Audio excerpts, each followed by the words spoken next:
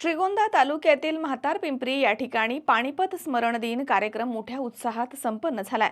म्हातारपिंपरी येथील वाबळे परिवारानं सरदार वाबळे यांच्या नावाचे आणि पानिपत युद्धाचं जागरण गावकऱ्यांनी करून एक नवीन पायंडा घालून या युद्धाची भव्यता दाखवून दिली आहे। साईराम इलेक्ट्रॉनिक्स अँड बॅटरीज सर्व प्रकारच्या नामांकित कंपन्यांच्या बॅटरीज, इन्व्हर्टर, सोलर, इलेक्ट्रॉनिक वस्तू साईराम इलेक्ट्रॉनिक्स मध्ये होलसेल दरात उपलब्ध। ठिकाण नगर मनमाड रोड, खरेदी विक्री संघ, व्यापारी संकुल, राहुरी। गणेश देवतरसे। मोबाईल नंबर 93 25 42 22 32 आणि 77 09 80 59 05। पानिपत शौर्य दिनानिमित्त श्रीगोंदा तालुक्यातील म्हातारपिंपरी येथील वाबळे परिवारानं सरदार वाबळे यांच्या नावाचे आणि पानिपत युद्धाचं जागरण गावकऱ्यांनी करून एक नवा पायंडा घातलाय। पानिपतचं युद्ध हे किती दैदिप्यमान होतं हे आता अशा कार्यक्रमांमधनं जगासमोर येऊ लागलंय। श्रीगोंदा म्हणजे पूर्वीची चांभारगोंदा नगरी होती। येथील राणोजी शिंदे हे पाटील होते, तर ते दिल्लीचे सरदार देखील होते। मात्र दिल्लीच्या सरदारकीपेक्षा चांभारगोंद्याची पाटीलकी त्यांच्याकडे असल्याचा त्यांना अभिमान वाटायचा। 14 जानेवारीला मी पानिपतला जात असतो, मात्र विक्रमसिंह वाबळे यांचे आमंत्रण टाळता आलं नाही, असं प्रतिपादन पानिपत कादंबरीकार विश्वास पाटील यांनी म्हातारपिंपरी या ठिकाणी केलंय। म्हातारपिंपरीमध्ये पानिपतच्या स्मरणाचा कार्यक्रम झाला, तो केवळ अद्वितीय होता। या गावचे सरदार वाबळे यांच्या नावाचं आणि पानिपतच्या वीरांचं जे जागरण गावकऱ्यांनी केलं, हा एक नवा पायंडा आहे। आणि पानिपत महायुद्ध हे किती दैदिप्यमान होतं हे आता गावागावामध्ये महाराष्ट्रात पसरू लागलेलं आहे। तर त्या दृष्टिकोनातून मी या ठिकाणी आलो आणि खूपच हृदय असा सोहळा झाला। श्रीगोंदा ही पूर्वीचा चांभार गोंद्याची जागीर आहे। इथे राणोजी शिंदे हे इथले पाटील होते, त्यामुळे त्यांना दिल्लीचा सरदार आपण आहोत यापेक्षा आपण श्रीगोंद्याचे चांभार गोंद्याचे पाटील आहोत असं खूप अभिमान वाटायचं। आणि ही उत्तम अशी भूमी आहे। तर मी एकटा माणूस किती ठिकाणी लेखन करणार, पण मला असं वाटतं की संभाजी महाराजांची जिथं जी बेछूट मिरवणूक निघाली, तो जो किल्ला आहे भेनेघाटचा, त्या किल्ला एक मोन्युमेंट म्हणून जपला जावा। यावेळी प्रसिद्ध अभिनेते मकरंद अनासपुरे यांनी बोलताना म्हटलंय की सध्याचे पिढीसमोर जुना इतिहास पुढे आणण्यासाठी डिजिटल माध्यमाचा वापर करून जुना इतिहास जिवंत करता येतो का आणि तो शाळेमध्ये मुलांना दाखवता येतो का, यासाठी प्रयत्न होणं गरजेचं आहे। मला वाटतं ही महत्वाची घटना घडलेली आहे आज या मकर संक्रांतीच्या दिवशी। आणि विक्रमजी वाबळे आणि नितीनजी वाबळे आणि त्यांच्या सगळ्या कुटुंबियांनी एक जुना वाडा, जो वंश परंपरागत वाडा असतो, त्याचं कुठल्याही प्रकारचं धनलोभाने किंवा व्यावसायिकीकरण न करता त्यांनी पुनरुज्जीवन केलं, ही मला खूप महत्वाची गोष्ट वाटते। पुढच्या येणाऱ्या पिढ्यांना ही वास्तू किती जुन्या काळातली आहे, त्याच्याबरोबरचा इतिहास काय आहे याचा शोध घेण्याचा त्यांनी प्रयत्न केला। डॉक्टर अनिल दुधाणेंनी त्या कामात त्यांना मदत केली। शिलालेखावरची समाधी त्यांना शोधून दिली शिलालेखावर। आणि मला वाटतं नवीन येणाऱ्या पिढ्यांसाठी हा आपला लुप्त होत जाणारा इतिहास समोर येणं ही खूप गरजेची गोष्ट आहे। त्याशिवाय आपल्यामध्ये चैतन्य नवीन पिढ्यांमध्ये येणार नाही असं मला वाटतं। कारण शेवटी इतिहास आपला किती दैदिप्यमान आहे त्यावर पुढच्या पिढ्या घडत असतात। तर मला वाटतं की या निमित्ताने त्या पिढ्या घडायला सुरुवात व्हावी अशा मनापासूनच्या सदिच्छा आहेत। श्रीगोंदा तालुक्यात मी दुसऱ्यांदा आलोय, कारण श्रीगोंद्याला मी याच्या अगोदर सुद्धा 12 वर्षापूर्वी आलो होतो, पण हळूहळू एक बदल चांगल्या सकारात्मक पद्धतीचा दिसतो आहे, तो आनंद आहे।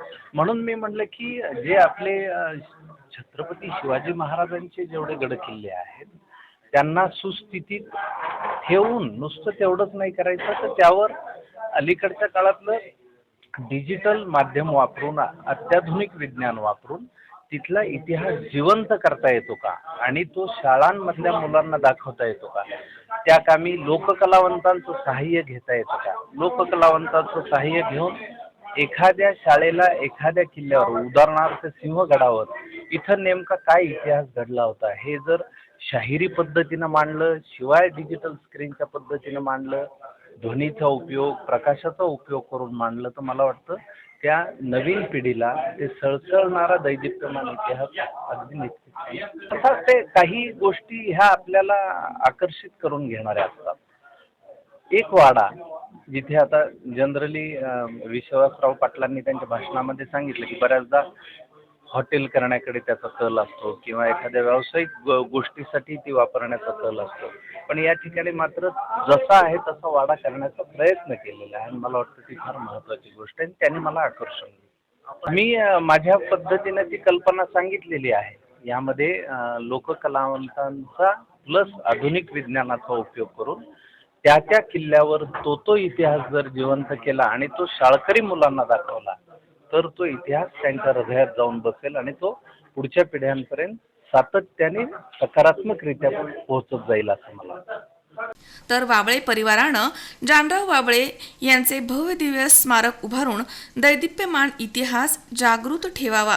वाबळे परिवारानं इतिहासाची जपवणूक करत भव्य दिव्य वाड्याप्रमाणेच जानराव वाबळे यांच्या स्मारकाचं काम हाती घेतलंय. हे कौतुकास्पद आहे असे प्रसिद्ध अभिनेत्री प्राजक्ता गायकवाड यांनी म्हटलंय. मी अभिनेत्री प्राजक्ता गायकवाड. आज आहे मकर संक्रांत. तुम्हा सगळ्यांना मकर संक्रांतीच्या खूप खूप शुभेच्छा देते. तसेच आज अनोखा दिवस म्हणजेच पानिपत शौर्य दिन. या दिनाच्या निमित्तानं मी आज इथे माता पिंपरी या गावी आलेली आहे आणि खूप अनोखा असा इथे कार्यक्रम होता. खरं तर खूप छान वाटतं एक मराठी मुलगी म्हणून, कारण पानिपत शौर्य दिन या दिनाच्या निमित्तानं इथे सरदार जानराव वाबळे यांच्या स्मारकाला मी अभिवादन केलं आणि खऱ्या अर्थानं इथला जो इतिहास आहे तो मी जाणून घेतला. मी एक कलाकार आहे, त्यामुळे मला असं वाटतं की माझी कला माझ्या कलेच्या माध्यमातून इतिहास जपण्याची किंवा इतिहास लोकांपर्यंत पोहोचवण्याची जबाबदारी माझी आहे. तर मी तीच जबाबदारी कायम नक्कीच पार पाडेल आणि जशी महाराणी येसुराणी साहेबांची भूमिका झाली तशाच ताकदीच्या अनेक ऐतिहासिक भूमिका साकारायला मला नक्की आवडेल आणि जर मला भविष्यात कधी अशी संधी मिळाली तर मी नक्की सांगेन. मी कायम असं म्हणते की हा इतिहास आपला आहे, ही संस्कृती आपली आहे, ती परंपरा आपली आहे. त्यामुळे तो इतिहास जपण्याची जबाबदारी सुद्धा आपलीच आहे आणि फक्त मी किंवा फक्त तुम्ही लोकांनी नाही तर सगळ्यांची ही जबाबदारी आहे.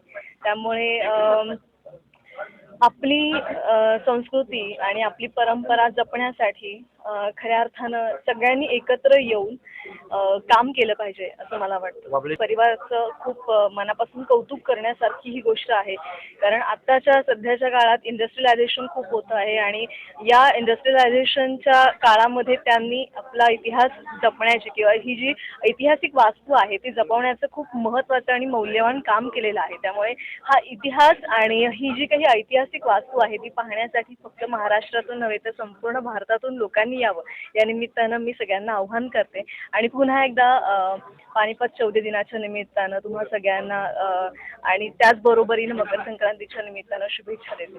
धन्यवाद. विक्रम वाबळे.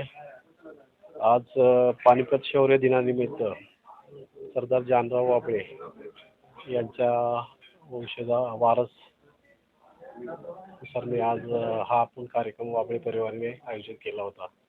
इतिहासाची नोंद राहावी, इतिहासाच्या पुढच्या येणाऱ्या पिढीला त्याची माहिती असावी म्हणून हा वाडा संवर्धित केला.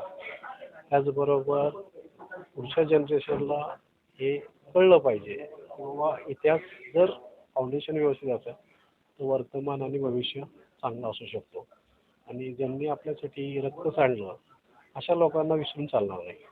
त्यांचं आपण दरवर्षी म्हणजे प्रत्येक दिवशी त्यांचं स्मरण झालंच पाहिजे. या दिवशी जवळ 1.5 लाख पब्लिक जसं पाटील साहेबांनी सांगितलं धारातीर्थी पडलं त्यात आमचे पण होते, सगळ्यांचेच होते, प्रत्येकाचा एक होता. हे प्रत्येकाला त्याची जाणीव असावी म्हणून हे एक उपक्रम आहे. म्हणजे इथं आमचं बालपण गेलेलं आहे, इथं आम्ही राहिलेलो आहोत, इथं आम्ही लहानाचे मोठे झालेलो आहोत आणि एक ऐतिहासिक वास्तूमध्ये राहिल्यानंतर ऑटोमॅटिकली तुम्हाला ते प्रेरणा येतेच की आपण कोण आहोत याचं आपल्याला त्याचं भान राहतं आणि ते भान आम्ही ठेवतो आहे.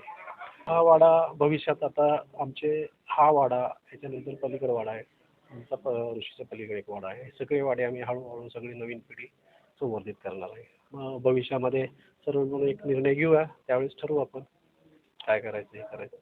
नवीन पिढीने इतिहास विसरू नये, इतिहासाची जाणीव ठेवावी. पानिपत घडलं, आज पाटील साहेबांनी सांगितलं की एका दिवसात संध्याकाळी 9 वाजता युद्ध सुरू झालं आणि 4:30ला संपलं. म्हणजे काय घडलं असेल, आज 1000 लोकांची आम्हाला मॅनेजमेंट करायची झाली तर आम्ही 10 दिवस राबतोय. त्यावेळेस एवढं पब्लिक इथून जाणं, एवढं सैन्य इथून गेलं की इथून 40,000 ते 50,000 सैन्य गेलं, कशी मॅनेजमेंट असू शकते. थोडा विचार केला आणि त्यावेळेची यंत्रणा काहीच नव्हती. रोड नाही, फोन नाही, काही नाही, पाणी नाही आणि अशा थंडीच्या कडाक्यामध्ये सैन्य गेलं. कधीतरी आपल्याला जाणीव पाहिजे, हा उद्देश.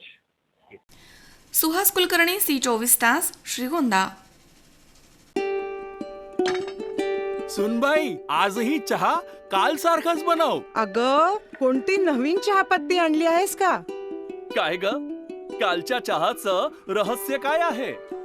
प्रत्येक चांगल्या चहासाठी आवश्यक आहे राजहंस दूध. चहापत्ती तीच, फक्त दूध नवीन. आणि माझ्या चहाला मिळाला सुंदर रंग आणि स्वाद. तुम्ही फक्त दूध बदला, राजहंस दूध आणा आणि असा मस्त चहा बनवा.